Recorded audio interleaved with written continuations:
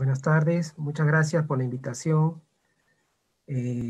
Para mí es un gusto participar de estas conferencias. Y bueno, voy a compartir un poco lo que son el tema de esquemas emocionales, algunas revisiones y la importancia un poco de la intervención a la prevención, ¿no? Eh, Buenas tardes con todos y bueno, comienzo.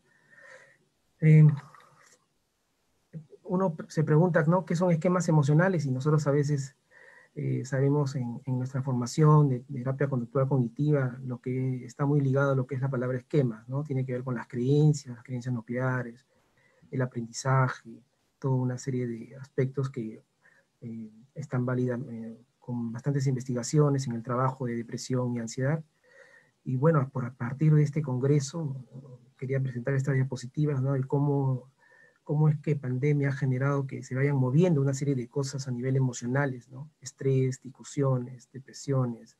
Durante la cuarentena y vemos un dato, ¿no? De cómo estos factores estresantes, estas circunstancias difíciles de crisis, ha generado y ha puesto a reto a nosotros como psicólogos ir entendiendo, ¿no? Cómo se ha manifestado una serie de diversos tipos de problemáticas, ¿no?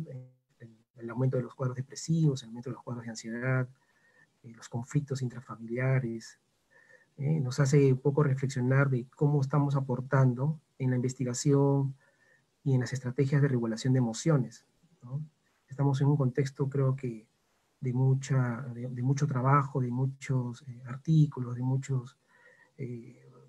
preocupación de cómo es que podemos ir brindando propuestas que justamente en este entorno de nuestra etapa de la vida, de este contexto actual de 2020, muchos apuntan justo al tema de la validación de emociones, al tema de no evitar los malestares, las dificultades, las circunstancias que generan una serie de malestar significativo, ¿no? Y muy correlacionado con una serie de problemáticas.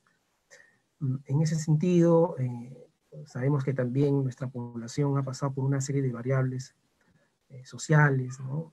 Económicas, aspectos que han generado que las personas activen más sus cuadros de angustia, de ansiedad. Entonces, nos hace reflexionar, ¿no? Cómo estamos, de qué manera podemos aportar en todo este movimiento, ¿no? De manifestaciones y cómo aportamos nosotros en los recursos psicológicos, ¿no? Básicamente.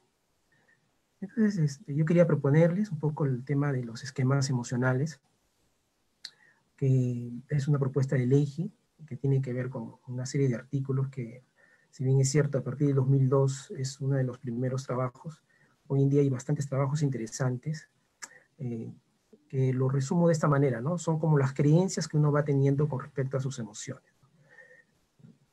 ¿Qué creencias, qué has aprendido con respecto a lo que vendría a ser tus emociones? Sabemos que nuestras emociones cumplen funciones adaptativas, ¿no? El miedo, muchos pacientes ahorita, ¿no? Se han activado sus cuadros de ansiedad, pero hay miedos, hay incertidumbres, hay tristezas. Pero muchas veces en este contexto, la teoría de esquemas emocionales nos hace responder al interrogante, ¿no? ¿Cuál es esa teoría que tienen los pacientes con respecto a sus emociones, ¿no? ¿Hay alguna teoría, ¿no?, con respecto a sus emociones? ¿Qué opinan los pacientes con respecto a sus emociones?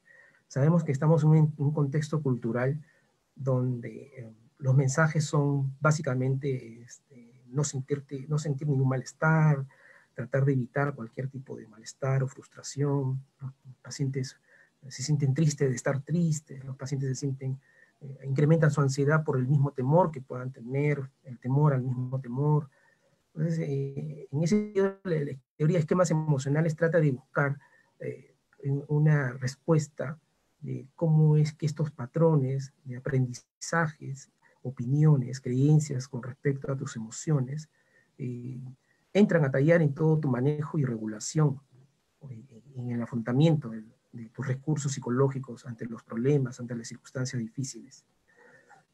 Este planteamiento de ley en el 2002 nace un poco por la motivación, ¿no? De a veces en la misma práctica clínica, ver a pacientes que entraban a consulta y decían, doctor, no quiero que me vea así, qué vergüenza, o doctor, no tengo que estar así triste.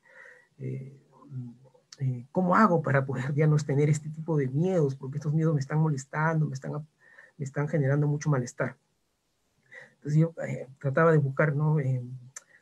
¿Habría algún tipo de modelo que explique un poco la explicación, un poco de cuál es cuál es esa teoría que uno tiene sobre sus emociones? Bueno, me gustó los trabajos de Leiji y empiezo un poco a buscar y a ir socializando un poco este trabajo, ¿no? Leiji menciona que estas diferentes creencias o formas de regular las emociones se denominan colectivamente esquemas emocionales, ¿no? Según el modelo, los esquemas emocionales determinan la forma en que los individuos valoran y responden a la experiencia emocional, ¿no? Hacemos la pregunta, ¿no? ¿Qué he aprendido, ¿no? O sea, sabemos que a veces culturalmente te pueden decir los hombres no lloran, o te pueden decir, ¿por qué estás triste, no? Límpiate las lágrimas, no tienes que estar triste. O ¿de qué te quejas, no? Muchas veces hay entornos invalidantes con respecto al mismo proceso y aprendizaje de emociones, en este caso, en el estilo de crianza, ¿no? Todos esos aspectos que pueden generar creencias, reglas, ¿no? Entornos familiares, culturales, de qué manera el paciente lo ponen de manifiesto en consulta y de qué manera esta teoría con respecto a tus emociones te está permitiendo aceptar, validar tus procesamientos emocionales. Bueno, en la investigación se ha visto que esto interfiere cuando vemos esquemas emocionales negativos, ¿no? Que hacen que tú puedas estar muchas veces queriendo escapar, evitar procesar emociones, ¿no? Y eso genera pues malestar significativo en las personas, en los pacientes.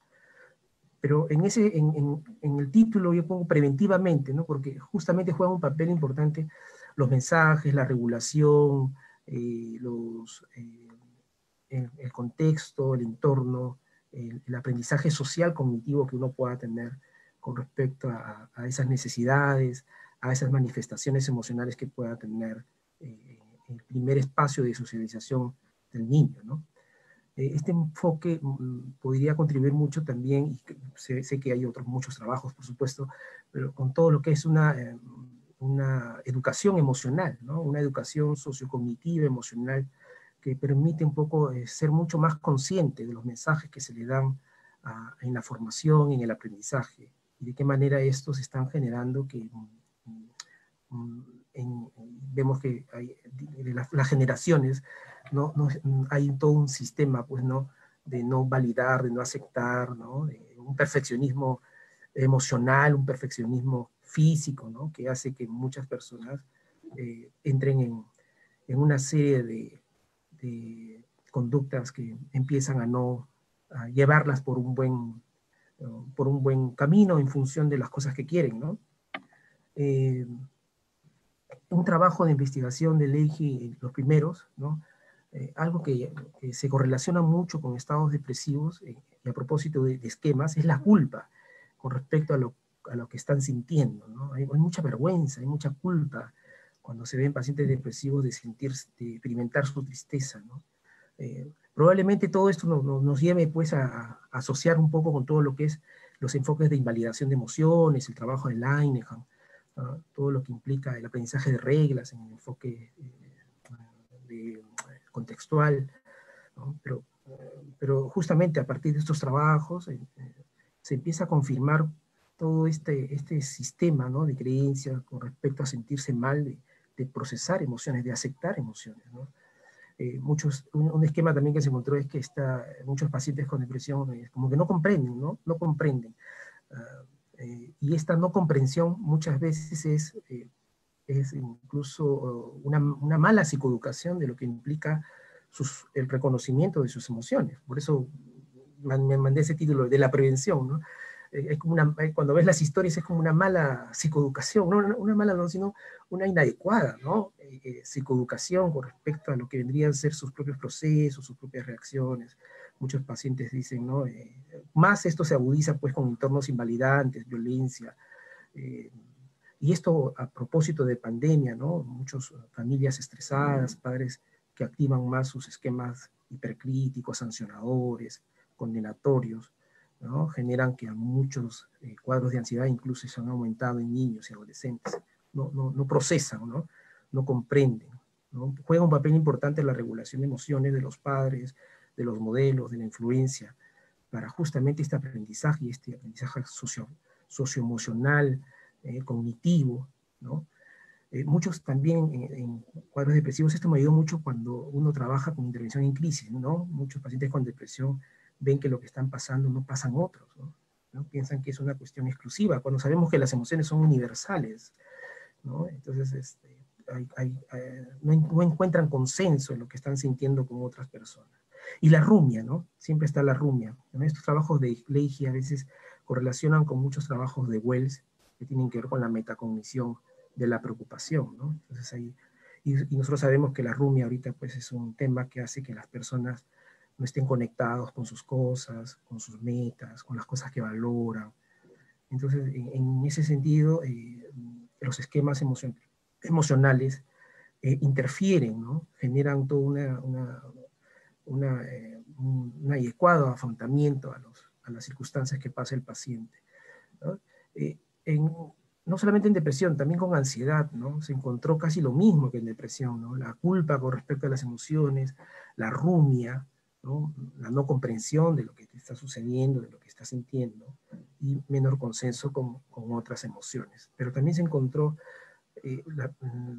una forma de querer minimizar, ¿no? De suprimir lo que estás sintiendo, una visión simple de las emociones.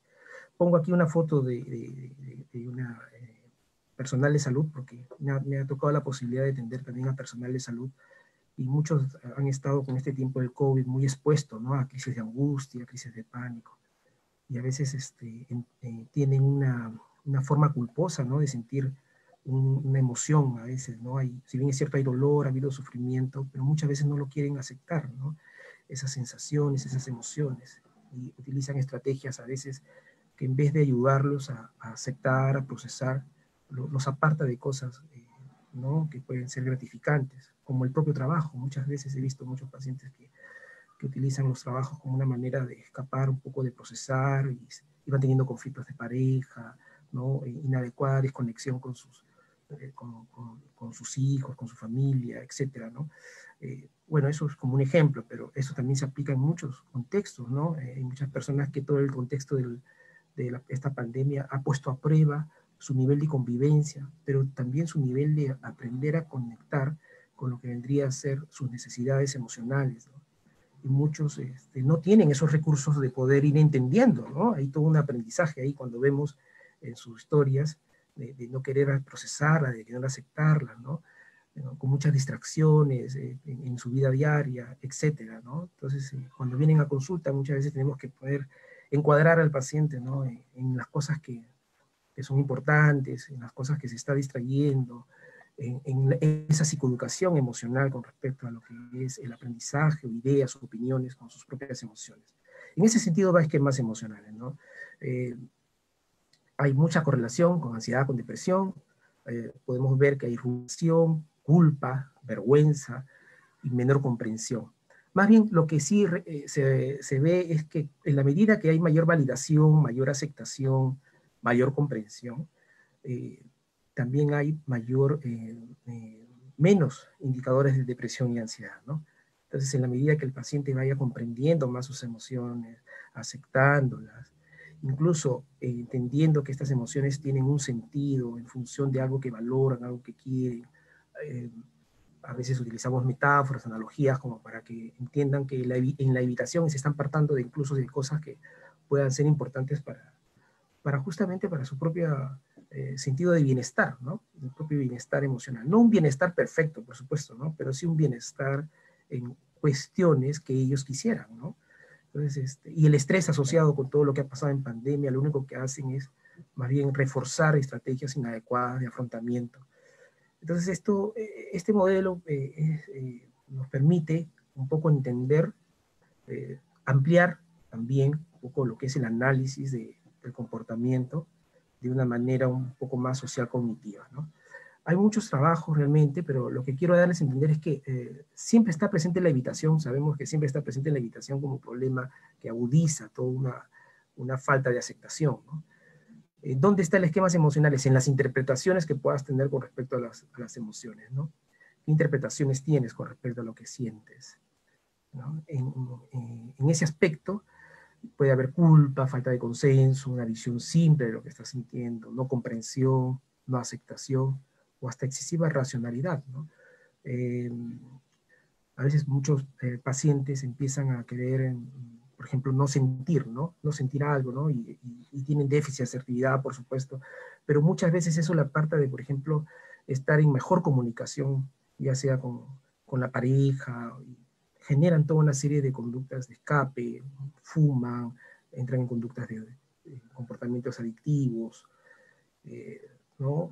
Manejan inadecuadamente sus emociones, ¿no? Van generando más una función de ansiedad, ¿no? Están con la rumia, ¿no? Buscan distraerse constantemente con cosas y eso lo único que hacen es no tener la capacidad de aceptar lo que puedan estar experienciando, ¿no? ¿Qué trabajos hay con respecto a Leiji, no? Bueno, Leiji plantea que los individuos, pues todos tenemos diferentes interpretaciones con respecto a las emociones. Estas interpretaciones reflejan creencias acerca de la duración, qué tanto controlas, qué tanto es compleja o no lo que puedas estar experimentando. Hay emociones universales, difíciles como celos, envidia, resentimiento, parte de lo que pueda pasar con la persona. Por supuesto sabemos que el problema está en cómo lo manejas, cómo lo afrontas, cómo lo aceptas, ¿no? Qué sentido le vas dando, ¿no? La cultura y esquemas emocionales, hay investigaciones muy importantes de cómo, por ejemplo, la expresión, por ejemplo, es muy validada en la cultura occidental. En la cultura oriental quizás no hay tanta expresión, pero se ha encontrado que eso no genera, que no necesariamente se conecte con valores de las personas, ¿no? Hay investigaciones y adaptaciones en Turquía, en Corea del Norte, con respecto a los esquemas emocionales, y difieren un poco con lo que vendría a ser validaciones en México y aquí en el Perú, ¿no? Y en Estados Unidos, ¿no? Hay patrones culturales que influyen justamente en ese aprendizaje social cognitivo de las emociones, ¿no? Entonces, por ahí se está dando toda una línea de trabajo de investigación para ir entendiendo de qué manera esta cultura va generando una serie de creencias con respecto a sus patrones y comportamientos emocionales, ¿no? Una investigación que hace 2 años hicimos aquí con dos colegas Maribel Aguirre y Ingrid Cirilo, se encontró, por ejemplo, hicimos correlacionar qué relación hay entre esquemas emocionales y dependencia afectiva, ¿no? Algo que llamó la atención es que mientras más dependientes emocionalmente, más estaba relacionado con el esquema de no clarificar valores, ¿no? Sabemos que hay esquemas emocionales, como por ejemplo la culpa, la vergüenza de las emociones, la rumiación, pero una de las cosas que estaban muy fuertes relacionadas era que no clarifican valores mientras más dependientes afectivamente, ¿no? En la escala original del eje, que son de 14 esquemas, en este trabajo vimos que algunos factores se pueden ir agrupando, ¿no?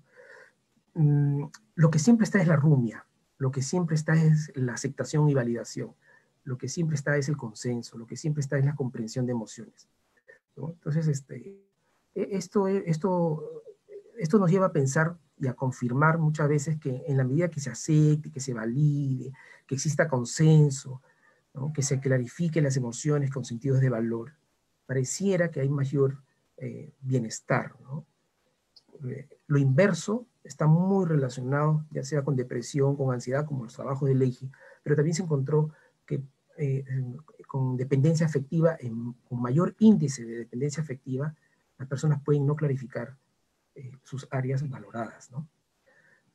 Si bien es cierto, esas cosas nos llevan a hacer más trabajos, ¿no? Nos permite también tener una visión preventiva, ¿no? ¿No? Que en qué medida esta educación emocional está muy relacionada con aspectos que lleven a las personas a orientarse a sus metas, a las cosas que consideran importantes, ¿no? No solamente del plano interventivo, que sabemos que hay una alta correlación con depresión y ansiedad, sino toda una visión, ¿no? De programas que impliquen todo un proceso de validación, de aceptación, de comprensión de tus propias emociones, ¿no? Como programas, ¿no? Como programas que pueden ser importantes. Un trabajo quien le habla realizó en 2014 confirma un poco lo que hizo Leiji, ¿no? De encontrar también culpa y vergüenza en pacientes depresivos y rumiación también, ¿no? Y lo contrario, ¿no? Lo que se encontró como relación inversa es que estos pacientes no validan, no comprenden, no relacionan sus emociones con valores más altos, no encuentran que hay consenso con otras emociones. Entonces, todo este trabajo nos lleva un poco a reflexionar cómo en esta línea el trabajo de las creencias con respecto a tus emociones también juegan un papel importante en la regulación de esas emociones, ¿no? El paciente tiene su teoría, esta teoría tiene que ver con un aprendizaje, ¿no? Entornos invalidantes, creencias de no pedir un poco lo que necesitan, de sentir culpa por lo que están sintiendo, etc. Nosotros vemos también, quizás ahí faltan más trabajos, pero cuando reviso artículos, por ejemplo, de esquemas maladaptativos tempranos, sabemos que en metaanálisis de revistas de Latinoamérica, los esquemas, por ejemplo, de estándares altos, de subyugación, de fracaso, están muy relacionados con pacientes depresivos. A veces, cuando veo en estos pacientes, hay mucha también relación en subyugar tus necesidades, en no validar lo que necesitas, ¿no?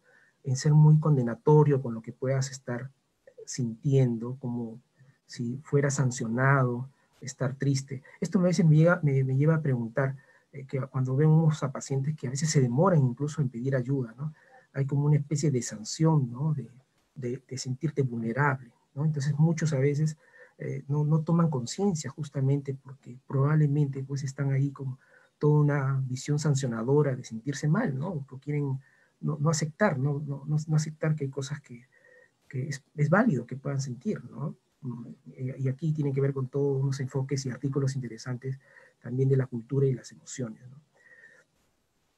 Bueno, en este trabajo lo que sí vio diferente, y eso creo que lo podemos corroborar también en factores culturales, pero en esta diferencia de mujeres y varones, los que tienden más a validar o a comprender y a expresar, pues son las mujeres en comparación de los varones, ¿no? Si bien es cierto, acá hay que hacer más trabajo con respecto a esta distinción, ¿no? A esta distinción. No es tan generalizable, por supuesto, pero sí hay otros trabajos culturales con respecto a cómo es el entrenamiento, ¿no? de estos aspectos en la validación y aceptación de emociones, ¿no? Leahy, Terry y Merwani, en 2012, en su investigación sobre esquemas emocionales, flexibilidad psicológica, aversión al riesgo y depresión, encuentran que los que tuvieron mejor flexibilidad psicológica fueron más propensos a experimentar validación experiencial, ¿no? La baja flexibilidad psicológica se relacionó con esquemas emocionales que reflejan invalidación, falta de consenso, culpa con respecto a lo que estás sintiendo y falta de valores más altos y la no comprensión, ¿no? Entonces, hay trabajos que han correlacionado, trabajos de flexibilidad psicológica, trabajos de conductas de aversión y conductas de esquemas emocionales, y correlaciona, ¿no? Correlaciona, ¿no? Con otras variables este trabajo de esquemas emocionales.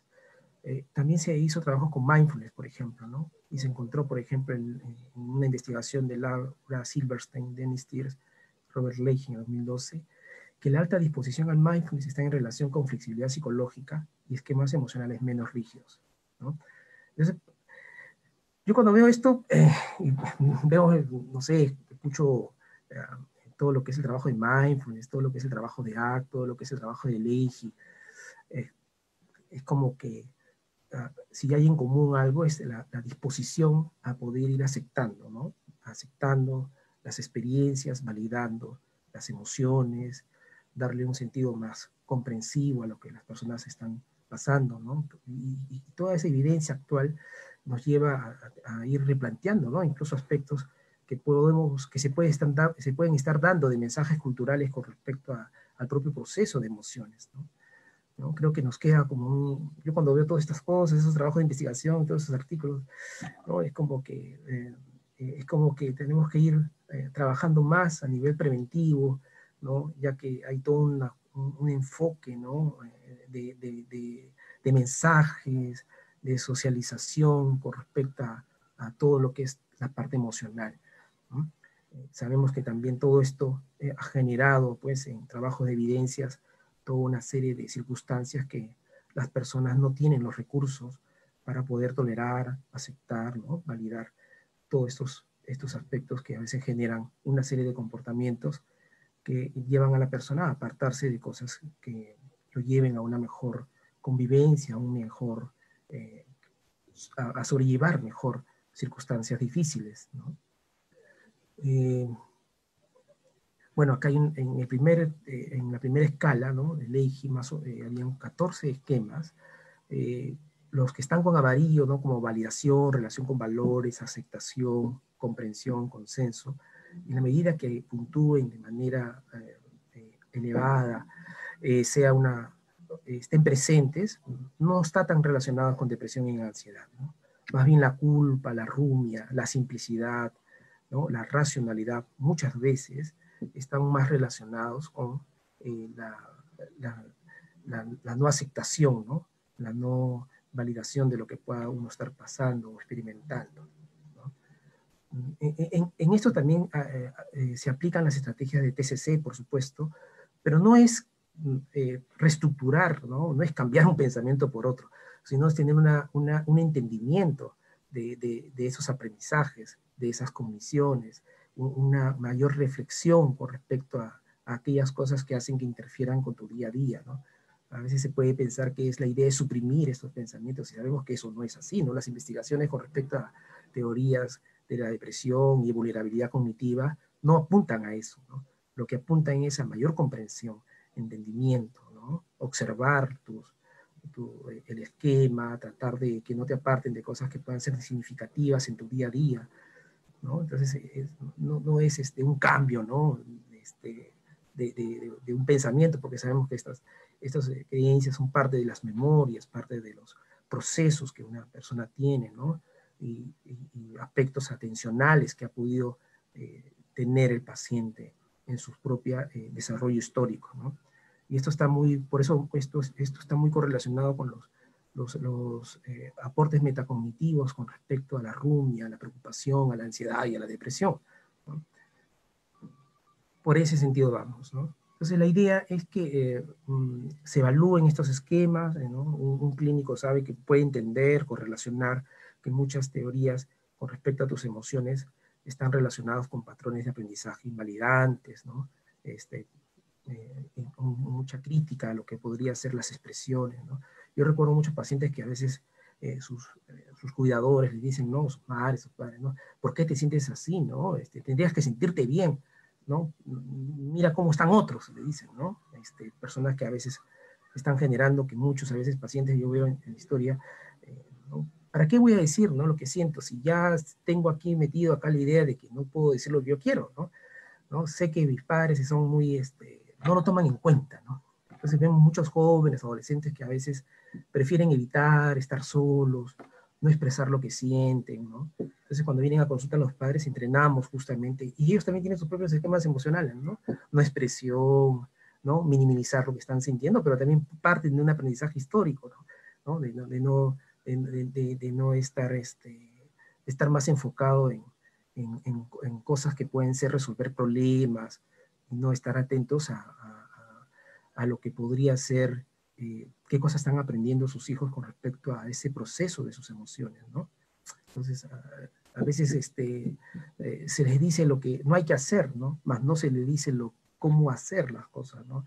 Cómo ir llevando ese malestar, entender ese inconveniente que puedan estar pasando, ¿no? Entonces, a veces, en ese análisis tenemos que ir observando cómo está esa cultura de emociones también del entorno en el cual se encuentra este paciente, ¿no? Entonces, así vemos muchos casos, ¿no? Muchos casos. Hay que ir entendiendo, ¿no? La historia, las creencias con respecto a sus emociones, y qué hace, ¿no? A partir de ella, ¿no? ¿Qué hace a partir de ella? Algunos pueden decir, ¿no? Esto me ayuda, ¿no? Puede ser parte de sus estrategias, ¿no? De afrontamiento. Pero muchas a veces cuando pasan a circunstancias estresantes, ven que eso tienen que flexibilizarlo, ¿no? Y la flexibilidad implica también cierta aceptación, ¿no? La flexibilidad no significa suprimir ideas, ¿no? La flexibilidad también implica ir dándole cierta aceptación a cosas que muchas veces no se espera, ¿no? Y en ese sentido uno va realizando una serie de preguntas, una serie de estrategias que tienen que ver, estrategias experienciales, cognitivas, conductuales, para que el paciente vaya conectándose, identificando, ¿no?, lo que puede ser importante para poder validar o aceptar lo que está sintiendo, ¿no?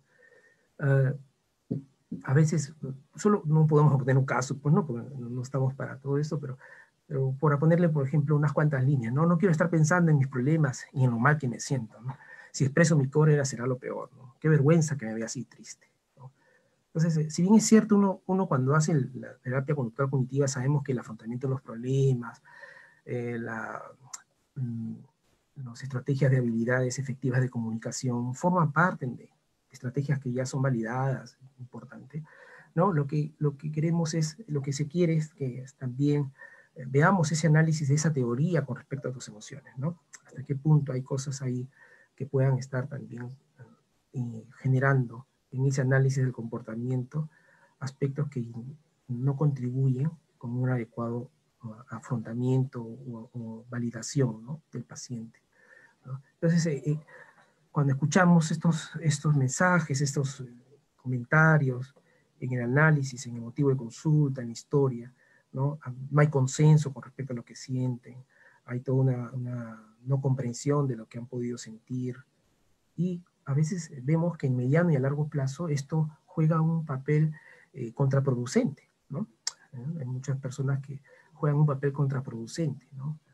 ¿Cómo no me hubieran enseñado antes, doctor? Dicen, ¿no? ¿Cómo no hubiera entendido mejor estas cosas antes, ¿no?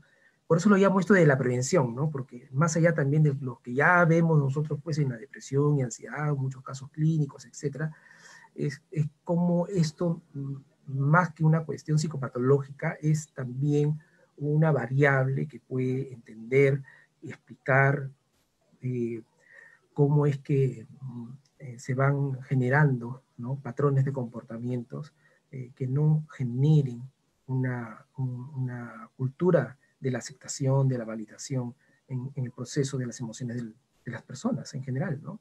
De las personas, ¿no? Por ejemplo, ¿no? Otras personas no entienden la forma en que me siento, no puedo aceptar lo que siento, ¿no? No debería tener estos sentimientos, o no quiero que nadie sepa la forma en que me siento, ¿no? ¿No? Entonces, esto se ve, ¿no?, muy común. Y muchas veces el entorno terapéutico, ese entorno validante que hace y que permite que el paciente vaya comprendiendo, regulando, procesando, aceptando, y de esta forma también ir extendiéndola a otros entornos y otros ambientes, ¿no? No control, temo que mis sentimientos se me vayan de control, está muy correlacionado con ansiedad. Hay artículos últimamente de un programa de esquemas emocionales en trastorno de ansiedad generalizada, donde se utiliza también la manera de que observes tu esquema, ¿no?, que marques distancia con tu esquema, ¿no?, que no te interfiera con las cosas que tú quisieras hacer, ¿no? Que si más peleas con ese lado oscuro, que si más peleas con ese esquema, más está ocupando más tus espacios, interfiriendo con tu día a día, ¿no? Entonces, eh, eh, hay cosas que son estrategias que van ayudando a que la persona vaya procesando, aceptando, ¿no? Todos estos esquemas, ¿no? El no consenso, otras personas no tienen los mismos sentimientos, ayuda mucho en intervención en crisis, la no expresión, no puedo permitir llorar, todo depende, por supuesto, ¿no?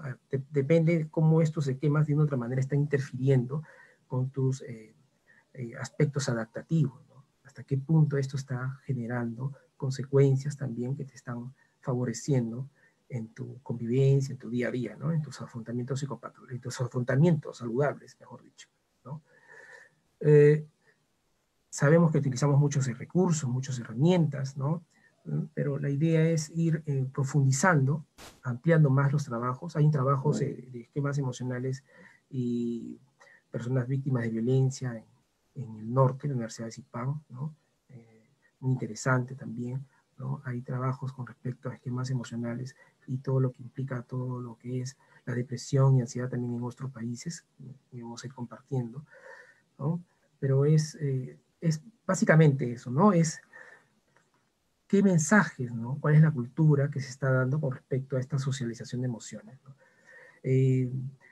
Se ha visto trabajos donde en la medida que se trabaja con esquemas emocionales, los pacientes empiezan a reducir sus índices de ansiedad, empiezan a reducir también su depresión y podríamos utilizar estos recursos también en un trabajo investigativo en diversas poblaciones, ¿no?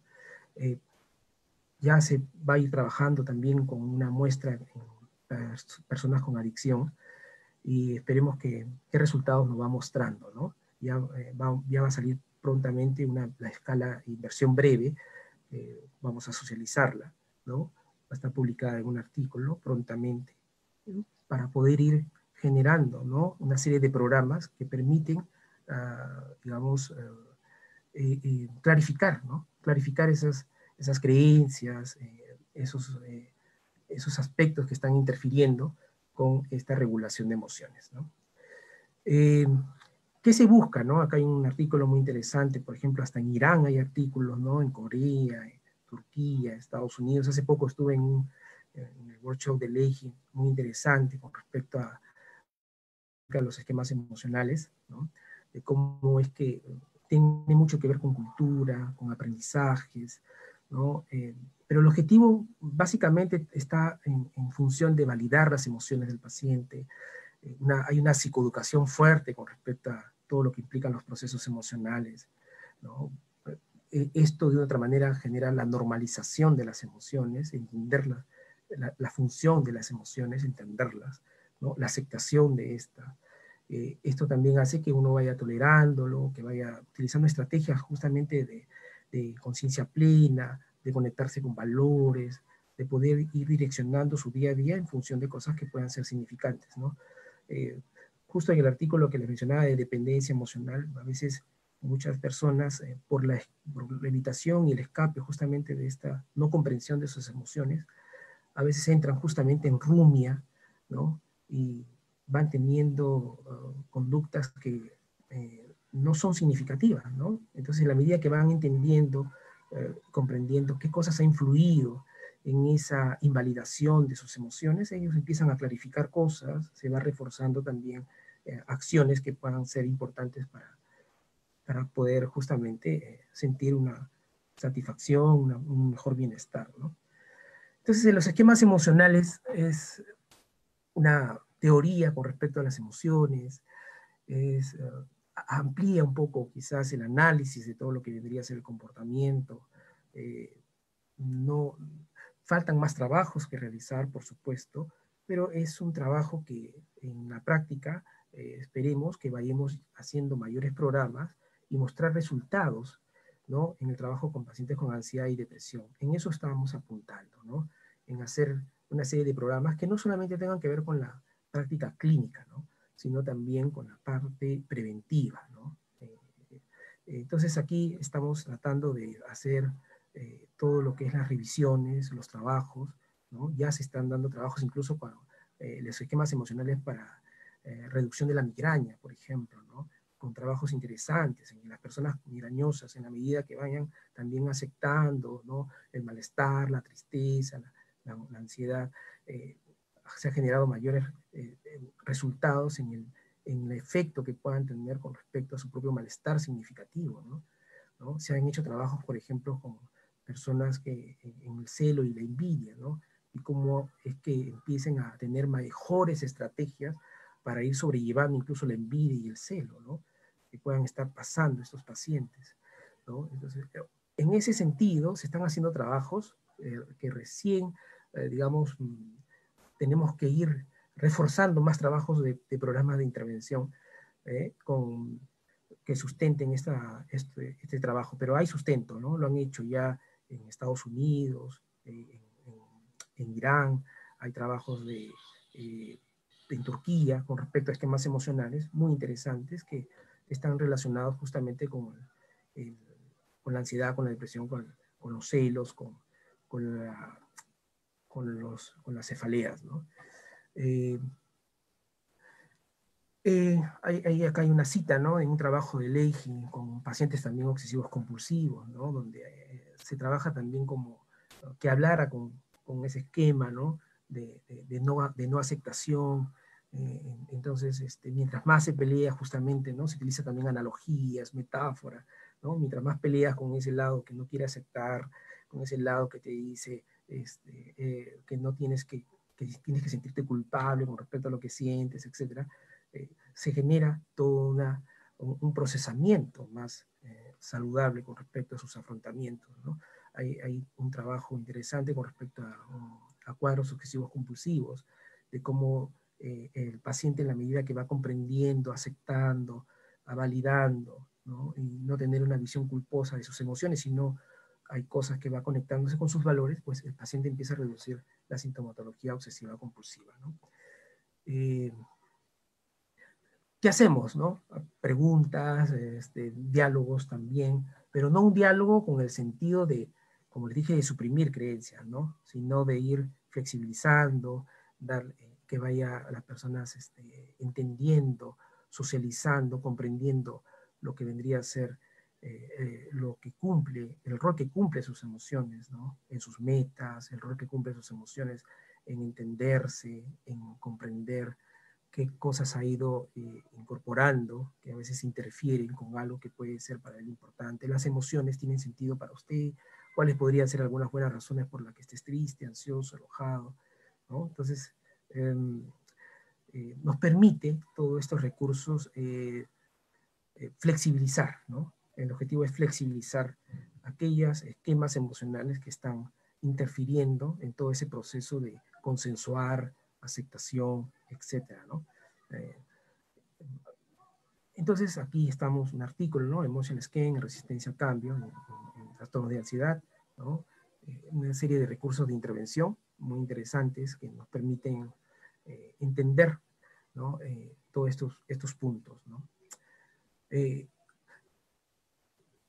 A veces, en experiencia, por ejemplo, de trabajar también con adolescentes, ¿no? Muchos de ellos, eh, digamos, a veces entran en conductas muy impulsivas, de cólera, ¿no? De irritabilidad, de fastidio, ¿no? Están con toda una cultura de estar bien, ¿no? De no sentir ningún tipo de malestar, ¿no? Porque incluso es vergonzoso, ¿no? Demostrar que algo está pasando con tus propias manifestaciones de tristeza, ¿no? Y pareciera que eso está tan arraigado que a veces muchos de ellos tienen vergüenza, ¿no? De lo que puedan estar experimentando, ¿no? Un entorno invalidante, un entorno de mucha vergüenza con respecto a lo que puedan sentir. Claro que nadie sale pues en Facebook mostrando fotos de estar triste, ¿no? Porque puede ser muy sancionable. Pero en el sentido preventivo, ¿no? En el sentido preventivo, ¿qué podemos ir haciendo, ¿no? Para que estos mensajes, este entorno, esta cultura, en entornos no solamente clínicos, sino en colegios, ¿no? En entornos incluso hasta laborales, ¿no? ¿No? Donde hay toda una, puede haber un sistema, ¿no? Cultural de no entender lo que puedas estar pasando, ¿no? A veces paciente dice, no quiero que me vean, no quiero que me vean, no quiero que pongan en la nota que he venido por una consulta, por depresión, doctor. Entonces, se imagina eso, ¿no? Se imagina eso, lo que pueden pensar mis compañeros, ¿no? O sea, y a veces uno se pone a pensar, ¿no? Que queremos mejorar la salud mental, queremos mejorar la salud psicológica, pero a la vez damos mensajes contradictorios, ¿no? De no aceptación de circunstancias difíciles, de no aceptación de personas que puedan estar pasando por un tipo de malestar, ¿no? Es una cuestión un poco contradictoria, ¿no? A veces en el trabajo de esquemas emocionales un poco me hace reflexionar mucho con respecto a esa relación entorno, cultura y aprendizaje individual, familiar, con respecto a las creencias, con respecto a las emociones, ¿no? Y ahí vamos tratando de hacer, difundir más este trabajo de los esquemas emocionales. Eh, si bien es cierto, faltan más trabajos de programas de intervención, hay bastantes trabajos de correlación con flexibilidad psicológica, con mindfulness, ¿no? Pero faltan más trabajos de intervención, ¿no? En ese camino estamos apuntando, ¿no? En tratar de difundir los esquemas emocionales, no solamente en el contexto interventivo, que muchas veces ya ha estado presente, sino en el trabajo preventivo, ¿no? En una forma de generar educación emocional, en una forma de que las personas entiendan más los mensajes sociales, culturales que pueden estar interfiriendo con ese procesamiento de emociones, ¿no? Y qué curioso, vemos en la data, ¿no? Los altos índices de estrés en familiar, a propósito de pandemia, en hogares, que interfieren un poco con esa capacidad de regulación de emociones. Entonces estamos en un entorno donde hay que dar la pausa, ¿no? Hay que estar más atento, conciencia plena de lo que puede ser eh, un procesamiento, una aceptación, ¿no? Y esto implica, todo esto que ha pasado también en pandemia, nos ha hecho reflexionar eh, que, en qué medida estamos trabajando ese punto preventivo, ¿no? ¿No? Porque no todos es por un tema que puede ser un cuadro psicopatologizante, ¿no? Las personas quieren herramientas de regulación de emociones, ¿no? Para poder no estar bien al 100%, pero sí aprender a sobrellevar circunstancias que pueden ser a pruebas en el día a día, ¿no? Uh, Siempre acabo con esta diapositiva, que quizás es un poco reiterativo, pero lo tengo ahí como algo de meta importante, ¿no? Los hombres nacen suaves y flexibles, en la muerte son rígidos y duros. Las plantas nacen tiernas y dóciles, en la muerte son secas y quebradizas. Entonces, cualquiera que sea rígido y flexible es un discípulo de la muerte. Cualquiera que sea suave, abierto y flexible es un discípulo de la vida, ¿no? Lao Tzu, Tao Te Ching. Muchas gracias. Estoy abierto a algunas preguntas, ¿no? Correcto, doctor. Sí, al parecer no hay ninguna pregunta por parte del auditorio, ya sea por YouTube o por Facebook, pero sí hay un comentario que nos hace Mariela Molero, que dice, qué importante es validar las emociones y no juzgar. Sí, gracias, Mariela, por tu comentario. Y si nos damos cuenta, todo lo que es la terapia de compasión, esquemas emocionales, mindfulness, el, el ACT con difusión y todo, pareciéramos que hemos estado en un entorno de justamente de juzgar constantemente, ¿no? Y de juzgar incluso hasta lo que sientes, ¿no? Pero de una forma tan invalidante que muchas veces justamente todo eso lleva a que las personas no acepten, no procesen esas manifestaciones emocionales que puedan tener. Entonces, ¿qué estamos enseñando? ¿No? Que el paciente se observe, que, que entienda, que clarifique, que, que tenga mayor, digamos, visión de lo que quiere, hacia dónde va, ¿no? Y esto no solamente en un sentido interventivo, también tiene que ser en un sentido preventivo, ¿no? Darles los recursos y las herramientas, no para, para arreglar la computadora, ¿no? Sino darle los recursos y herramientas para generar mejor entorno de bienestar, ¿no? Entonces, ahí el psicólogo que está con diversos trabajos, empeñado en poder, digamos, demostrar principios. eh, Esto lo que ha generado en pandemia apunta a generalizar más estos recursos en diversos entornos, ¿no? A veces yo he trabajado yo también, no solamente en entornos clínicos, ¿no? A veces he tenido que hacer programas de bienestar en algunos lugares X y a veces hay como una visión un poco de no aceptación incluso del propio frustración, de los propios malestares, ¿no? Entonces a veces eso puede estar no favoreciendo justamente y a veces sentir en muchas personas un sentido de exclusión, ¿no? De sentirse mal por estar mal, ¿no? De triste por estar triste, ¿no? Entonces, el psicólogo va a tener que estar respondiendo, dando herramientas, ¿no? Y buscar la apertura también, ¿no? A que estos trabajos que uno va realizando en diversos tipos de aportes para lo que es la explicación del comportamiento, sea una cultura, ¿no? Sea una cultura más establecida en nuestro entorno, ¿no? ¿No? Que a veces puede no ser tan favorable, ¿no? Entonces, por ahí tenemos que ir apuntando, ¿no? Bueno, en ese sentido vamos avanzando, ¿no? Correcto, doctor. Bien, por temas de tiempo, la siguiente va a ser la última pregunta, la primera y la última. Mercedes Toledo nos pregunta lo siguiente, ¿cuáles son las intervenciones para prevenir problemas emocionales? Mira, Mercedes, eh, una de las cosas que nosotros sabemos que ayuda mucho es la psicoeducación, ¿no? En todo lo que es la prevención, la psicoeducación es importante, ¿no? Eh, no, ¿qué ha pasado con todo lo que es pandemia, ¿no? Sabemos que hay leyes ahorita que están apuntando a estar más atentos en la salud mental.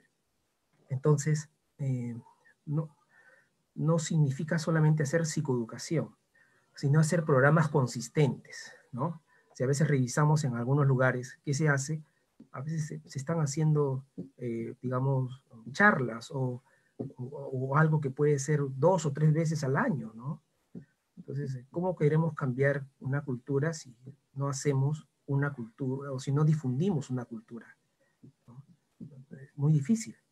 Pero sin embargo, pandemia nos hace pensar que se ha movido mucho este tema con respecto al tema de la salud mental, pero básicamente en la explicación de los comportamientos, cómo esto está muy correlacionado con una serie de manifestaciones clínicas como la depresión, la ansiedad y el estrés. Entonces, lo que se apunta es tener una cultura, ¿no? De difundir todos estos principios de tal forma que sea algo que no sea una exclusión netamente clínica, ¿no? Sino que sean principios psicológicos que ayudan a poder entender todo un proceso de cómo algunas cosas pueden estar llevándote a consecuencias a mediano y largo plazo con respecto al malestar significativo y no procesar emociones, ¿no? Entonces aquí, ¿qué se diría, ¿no? ¿No? Trabajar más programas preventivos, ¿no? Así como se trabaja en violencia, pero preventivos, ¿no? En colegios, darles recursos, ¿ah? Mayor este trabajo, que sí, sé que lo hacen, pero también insertar más, ¿no? Todo lo que está ahorita pues en la mesa de la vanguardia de los trabajos que están dando muchos resultados, ¿no? En esquemas emocionales, en mindfulness, ¿no? Y que permitan no solamente un trabajo psicoeducativo, sino un trabajo consistente en programas. Y eso ya es algo que ahí uno va generando espacios para que se posicionen los programas, porque todo esto son trabajos de evidencia, ¿no?